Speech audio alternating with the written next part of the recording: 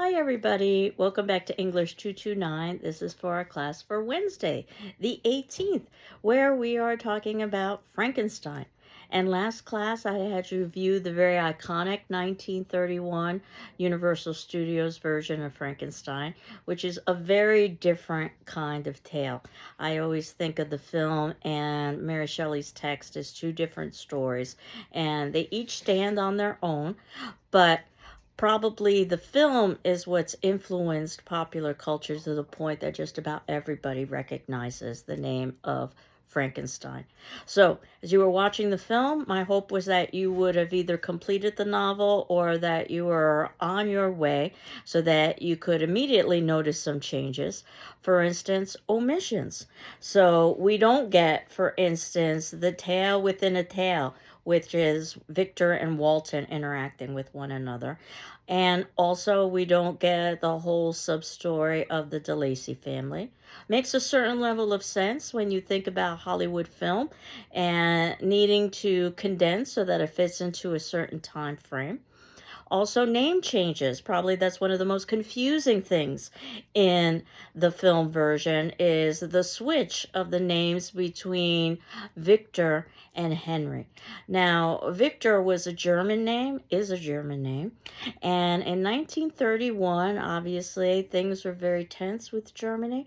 So, one could suggest that one of the reasons for the name switch is not to give a title character or German name of Victor. Hence, he's Henry, though it's the exact opposite in the novel itself. And certainly there are insertions that are included in the film that we don't see in the novel.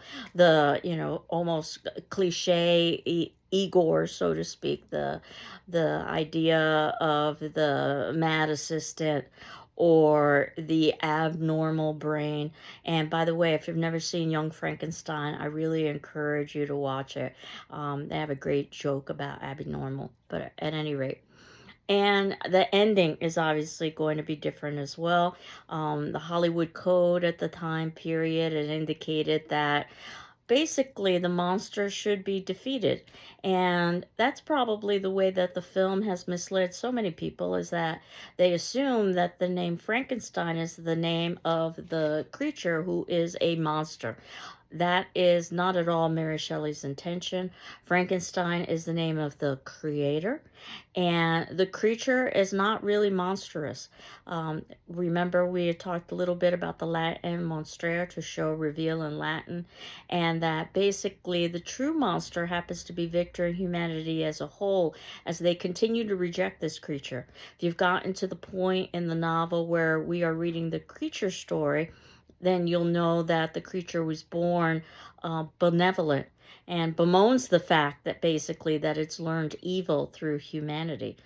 But even the film version itself with Boris Karloff, we get a very sympathetic, I think, portrayal of the creature. And I do deliberately call the creature rather than the monster because of, again, the embedded message of humanity being the monstrosity. But think about how the creature is tortured with fire, for instance. Or in the film version, the misunderstanding, I understand, it results in a girl's death. But the misunderstanding of the creature, thinking that he could throw the girl into the water, much like he could throw a flower petal into the water. Again, this creature is born as a kind of tabla rasa, blank slate, if you've ever heard that term in philosophy. And certainly the situation is somewhat different in the novel. As I indicated, we can expect lots of differences. We're not watching the film necessarily to substitute for the novel or to explain the novel. We're watching the film as an independent element. And as we had talked about, Gothic oftentimes blends into other genres. And I teach Frankenstein, for instance, in my Women in Literature class. And I had given you a bit of a spoiler by suggesting that you pay particular attention to the opening credits because when you do, you'll see that it's based on a novel by Mrs. Percy Shelley. So notice that Mary Shelley is not given individual autonomy. She's seen as Percy Shelley's wife. So, In terms of thinking about Frankenstein, this is a text that has never been out of print. So somehow, some way, it has captured the consciousness of readers. And the question of what is monstrous is definitely embedded within the tale. I hope, though, that you've been paying careful attention while you've been reading right from the very beginning, starting with the title, for instance, because the title is Frankenstein. Sorry that it's backwards because of the video.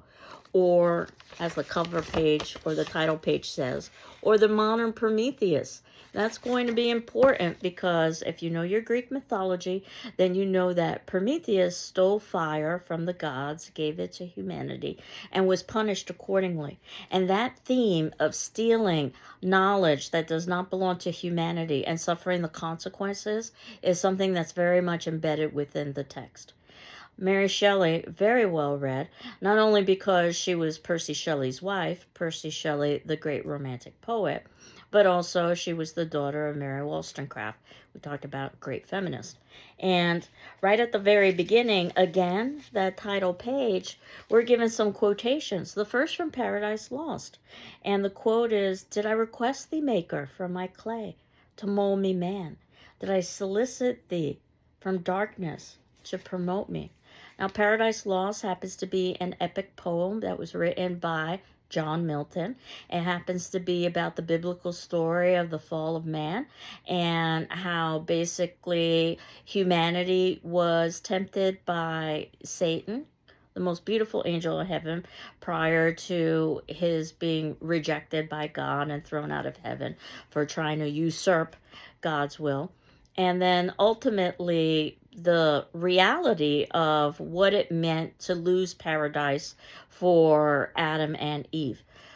What's interesting, there are many interesting things actually, but one of the more interesting things about Paradise Lost is that Satan has a major role and comes off as being a rather sympathetic character.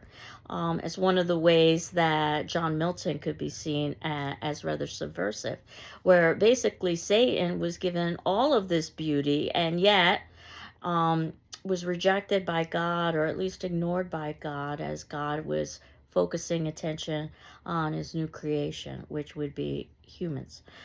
So that said, the idea of this quote, "Did I request thee, Maker, from my clay to mold me man?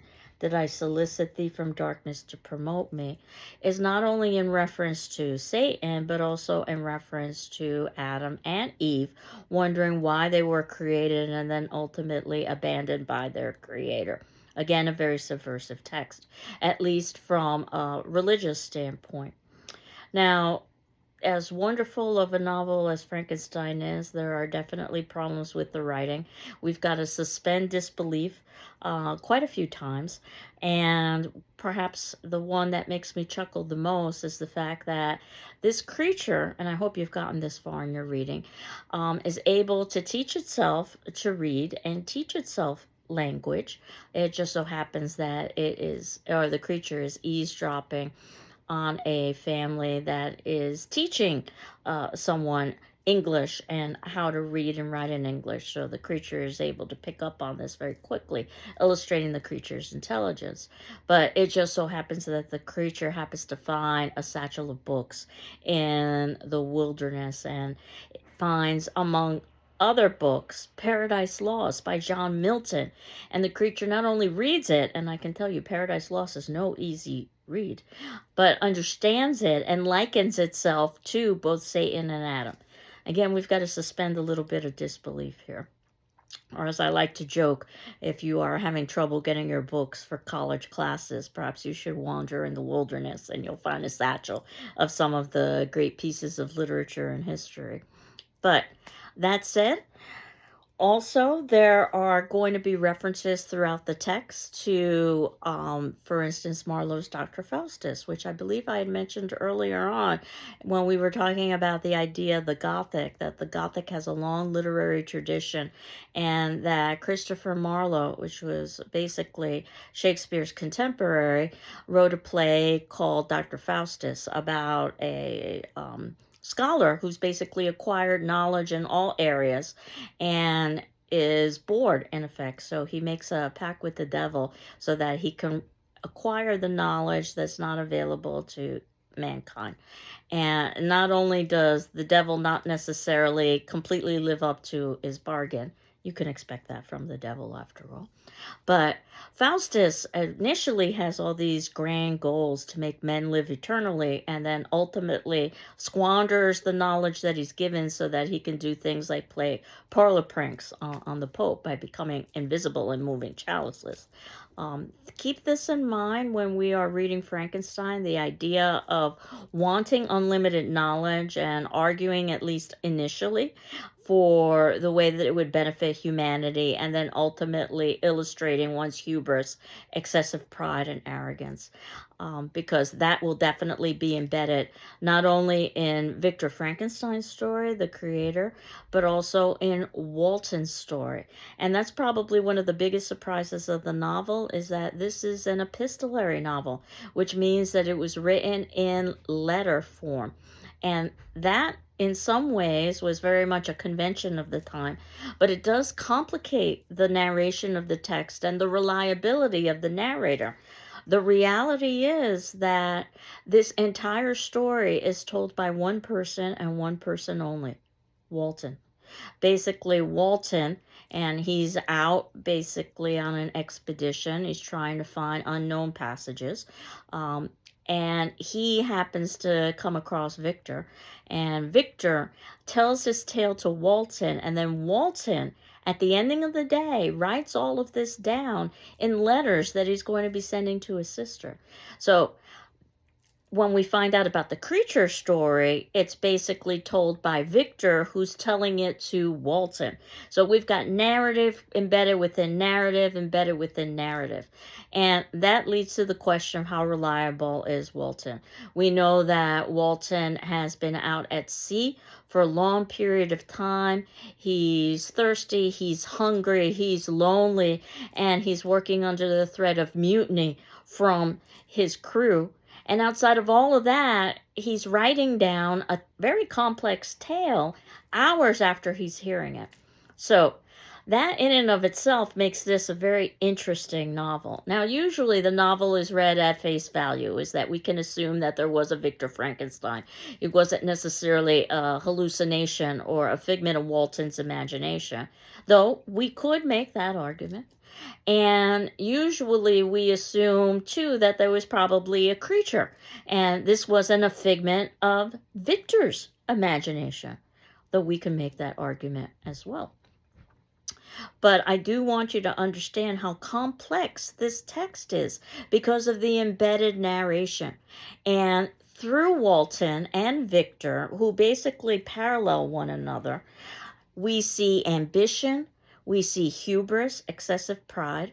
We see loneliness and isolation. And I can tell you right now that isolation is usually a bad thing in the world of the Gothic. One of the messages embedded within the Gothic is the importance of community. And as many Gothic tales are, Frankenstein will be a morality tale that we are supposed to learn a lesson. What perhaps is interesting is that we have a female author who's giving us a very male-centric world. Central male characters and very stereotypical female characters for the most part. Might I suggest that the way that this text is perhaps progressive is that we see what goes wrong when female is excluded from male-centric world. Things go badly. And I'm hoping that you've read enough into the novel to see how Victor continually isolates himself from female Elizabeth, for instance, and the negative consequences that result because of that. And this feminist commentary that I'm suggesting that might be in a male-centric world could also play out to the idea of all of these long nature passages. I had mentioned last class that Percy Shelley, Mary Shelley's husband, had recommended to her that she expand her text. And Percy Shelley, the great romantic poet, and the Romantic poets were known for their celebration of nature and the natural world and drawing parallels with the human world. So this was very much a convention of the time to give these long, lengthy descriptions of nature, which to a modern reader might seem like filler because there isn't much action happening. I would suggest that these passages are important, if for no other reason, because nature is usually associated with the feminine or the female. After all, think about the term Mother Nature. And if that's the case, then we don't have just a male centric world with central male characters. One of the major characters is Mother Nature. And if that is indeed the case, notice what happens when Victor isolates himself from Mother Nature. He definitely feels better when he is in the natural world. And again, when he removes himself from that and he basically becomes a kind of hermit in his lab, these are where negative things happen. Now, a couple of other points that I wanted you to think about as you're reading Frankenstein, because it very much does merge into the idea of science fiction, that our science hasn't gotten to the point yet where it can explain perhaps the reanimation of life or the creation of life from death. Perhaps that is a scientific possibility. Embedded within the novel is the importance of electricity, this newfangled invention at the time that could revolutionize the world, and it has, and it did. But as a Gothic text, while I was suggesting that one of the things that I wanted us to consider about the Gothic text we're reading this semester is the possible supernatural element, though there's usually ambiguity associated with the text as well, so that if you don't want to accept a supernatural explanation, you can at least come up with, let's say, something of a more natural explanation. But pay attention to early on in the novel where we get reference to the Philosopher's Stone, something you might have heard of through Harry Potter, for instance. The idea is that this is an object that can bring eternal life. Or Cornelius Agrippa. And if you know anything about Cornelius Agrippa, a great occultist. So there are references to the supernatural within the text itself. And while we don't get much in the way of details, when Victor is talking about visiting charnel houses, for instance, and we see a little bit of this in the film as well, think about how grotesque and macabre that would be as they're digging up bodies. So those Gothic elements of environment and the great creation scene, which I hope you've reached up to this, I hope you've reached at this point, that I'm not giving you a spoiler. You know, it happens on a rainy night. I mean, it's, you can't get more Gothic than that. What you will see throughout the text is some things that seem perhaps a little bit unusual based on contemporary standards. Elizabeth, for instance, who is adopted into the family, is a kind of sister to Victor, and yet the assumption is that they will one day marry. And Victor calls her a kind of cousin. It would not be unusual at the time for cousins to marry. Edgar Allan Poe actually married his own cousin. And they aren't blood related, so while that relationship might seem a little bit odd to you, keep in mind that at the time it wouldn't necessarily have been that odd. So I wanted to talk just about a few quotations because I wanted to ask you, based on the reading you've done thus far, so I'm hoping that you've at least begun the book, perhaps you finished the book. I'm going to talk about the letters to Mrs. Saville, which happens to be Walter's sister, Margaret. Notice the term Mrs. Saville, the idea that she's a married woman, so she's considered to be property of her husband rather than a unique and autonomous entity. In the first letter, Walton says, one of my favorite quotes, "I prefer glory to every enticement that wealth placed in my path." There will be consequences for this, and we will definitely see parallels with Victor as well. In his second letter, Walton says, "I have no friend, Margaret." And again, this idea of isolation. Now, Victor has friends. He's very close to Henry. In fact, their relationship has even been suggested to be homoerotic. I'm not necessarily sure of that. I don't know if there's evidence in the text of that. But certainly, Victor is much closer to his friend than he would be to his betrothed. And perhaps that's because Victor was able to choose his friend as opposed to Elizabeth, who was chosen for him, which again is not uncommon in a time of arranged marriages to try to keep wealth or position within a family. Walton also says in his second letter that he's about to go to unvisited regions to explore them. We can say that Victor does the same as well. Walton does so literally, Victor does so figuratively. In the third letter, Walton says, "What can stop the determined heart and resolved will of man?" And of course, we'll see that there will be negative consequences to this, both with Victor and with Walton. And then in the fourth letter, Walton talks about how he was introduced to Victor, that Victor was basically adrift at sea, and he was not, as the other travelers seemed to be, a savage inhabitant of some undiscovered island, but a European. There definitely is a Eurocentric bias in this text. There definitely is a Christian bias in this text. If you haven't seen it already, you certainly will. So, as progressive as Mary Shelley could be, she still was a product of her time. The creature is ultimately rejected because of its appearance. And think about the kind of contemporary parallels we can draw about the idea of other, that which is seen as alien or different from us, whether because of gender or ethnicity or age or ability, or, and you can fill in the blank. This idea of normality is, and I had mentioned this before, determined by the majority. Great example of this is the Twilight Zone episode. I'm a great fan of popular culture. And the Twilight Zones from the 1960s actually were written by some of the best short story writers of the day. So they're quite literally. Um, and if you've ever seen the episode that Beauty's in the Eye of the Beholder, this illustrates the point wonderfully, where we have a woman who's all bandaged up because she has just basically completed having plastic surgery on her face. She's had previous plastic surgeries, or so it seems, and they've been unsuccessful, and this might be her last attempt. And throughout the episode, we see as the story progresses that the bandages are removed. And of course, there's a commercial because you've got to sell product. And then what we see, by all accounts, is the face of beauty, at least by our standards. But when the woman sees herself in a mirror, she's horrified and gasps and screams. And of course, we're confused. And we realize as the camera pans out to the doctors and the nurses, because we haven't seen any of them at this point, only the bandaged woman.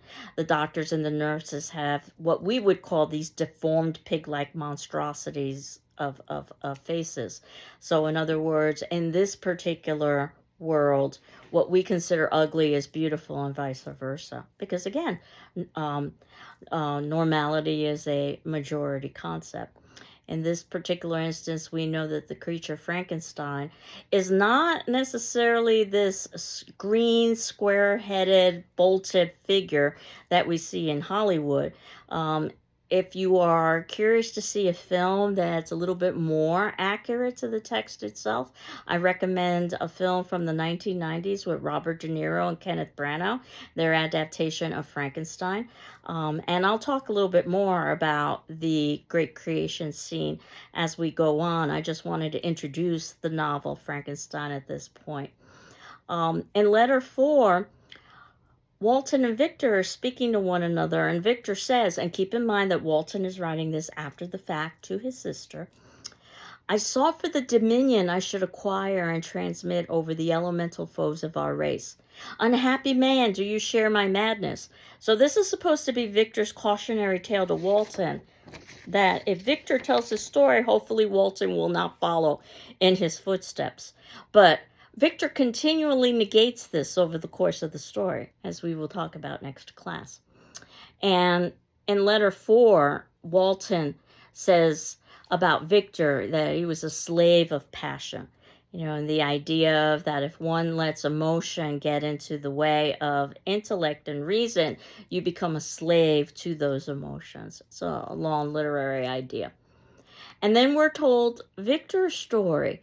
And in the first chapter, and we aren't going to go back to Walton and Victor until the very ending of the novel. So we're going to have a couple of 100 pages here of stories. So it's going to be easy for us to forget, in effect, that this is Victor speaking to Walton, especially because Walton writes down Victor's story exactly as it's told to him. So using the I when Victor uses I. So when we get Victor's story in chapter 1, he talks about that his childhood was quite idyllic and that he was his parents' plaything and their idol and something better their child. This is quite ironic considering the fact that Victor does not feel that way about the creature and, in fact, rejects the creature. It does not treat the creature well, but we could say that Victor does think of the creature as a kind of possession, as a plaything. We learn a little bit about how Elizabeth is introduced into Victor's life in the first chapter, that she was adopted into the family. The child was thin and very fair, and till death she was to be mine only. So this is Victor's quote, sister, unquote, and the fact that they are both raised in the same household, but they are genetically related. So the assumption is that this will one day be Victor's fiance. And the reason why Elizabeth is adopted by the family is because of her fair features. So again, that shows the Eurocentric bias of Mary Shelley. And then Victor in the second chapter, and notice how close this sounds to what Walton was saying. The world was to me a secret which I desired to divine. It was the secrets of heaven and earth that I desired. And as a cautionary tale, we'll see the negative consequences of that. Throughout the novel, Victor says things like, I feel like I had been guilty of a crime. Well, guess what? Victor was guilty of a crime. Victor is guilty of a crime by usurping the role of God to create life and usurping the role of female. Female creates life. And in this instance, Victor is trying to create life from death. And whenever he talks about, I felt guilty, he backtracks, he backpedals. So it shows that he never really accepts responsibility. The creation scene, which I'll talk more about, is in the 5th chapter, by the way. It's a dreary night in November, so perfect atmosphere for something that's Gothic. And another place where, if you've gotten this far in chapter 6, where we have to suspend some disbelief, Elizabeth, who is talking to Victor, says, Justine, you may remember, was a great favorite of yours. Well, the idea is that Justine was supposed to be almost like a member of the family, a great favorite. But if she was a great favorite of Victor, he wouldn't need to be reminded now, would he? This was for us as audience to be able to introduce Justine and to be able to talk about how she's going to be important. Again, Justine never appears in the Hollywood film version. And Justine ends up saying that she confessed to a murder to which she was not guilty. It's one of the things that I talk about in my Women in Literature class about the role of piety and submissiveness and purity and domesticity for female, and especially the role of religion. Even though Justine is innocent, notice how close to the word justice her name is. She confesses to a murder because she is threatened with excommunication, which goes to show the power of the church. We will find out that the true murderer happens to be the creature, which again, it's very easy to paint the creature as a villain. But while we can't excuse the creature's actions, we can certainly understand how the creature is abandoned, left to his own devices, and is continually rejected. So those are some of the things that we'll be talking about next class in terms of the creature. And in chapter 9, when the creature speaks, again, this is through Victor's recollections, through Walton's review of the actual play or the actual letter itself that he's writing. We're told that, or we see that this creature is quite articulate. If you've ever heard of the nature versus nurture debate, I mean, what ultimately influences personality? Are we born with personality or is it our environment? And it seems that it's usually a combination of the two, but certainly with this creature, it seems that he's born very benevolent and he learns evil.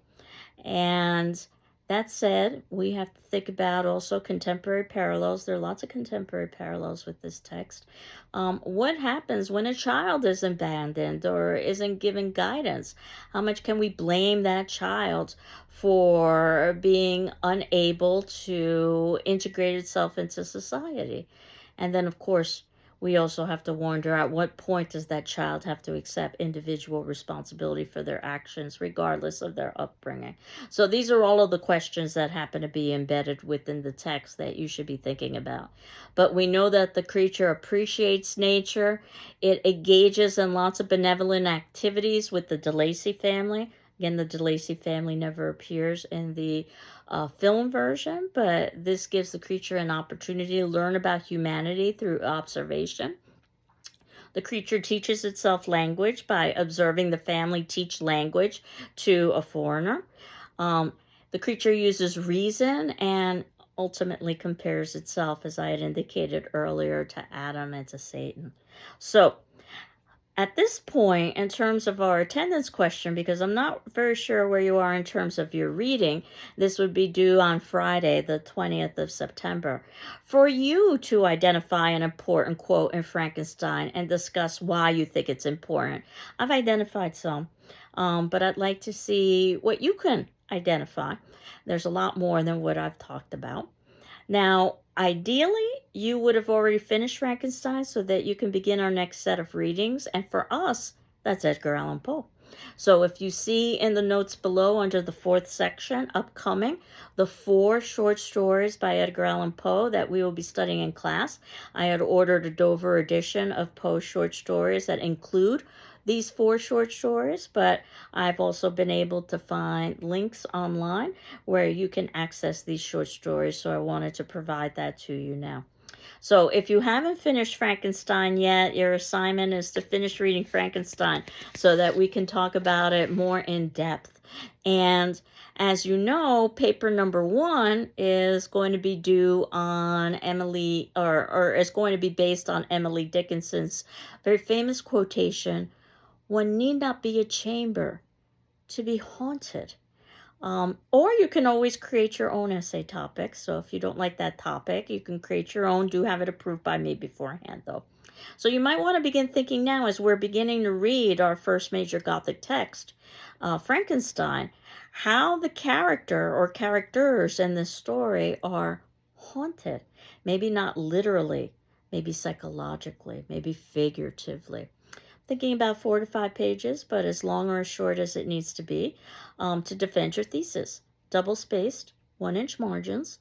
And while this is due in the middle of the semester, I very much encourage early papers. So my hope is that everybody would have gotten it in by the midpoint of the semester so that you've got yourself a letter grade there for a piece of writing that you are able to rewrite.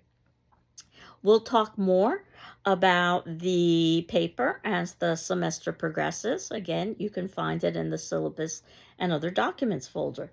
So one last time, your attendance question due Friday by the 20th. If you need additional time, let me know. And as you know, you're not necessarily required to respond to your classmates' posts, but you are required to read your classmates' posts and my responses in turn. And what you'll get is a good overview of the classroom conversation we would have had. It's a wonderful way to understand the text that we're reading and to even prepare for upcoming assignments, such as possible papers that you might want to write, or ultimately the final exam, because you'll hear lots of different viewpoints. So identify an important quote in Frankenstein and indicate why it's important. So I hope you're doing well. I'm doing well, and we will continue on next class. Take care. Bye-bye.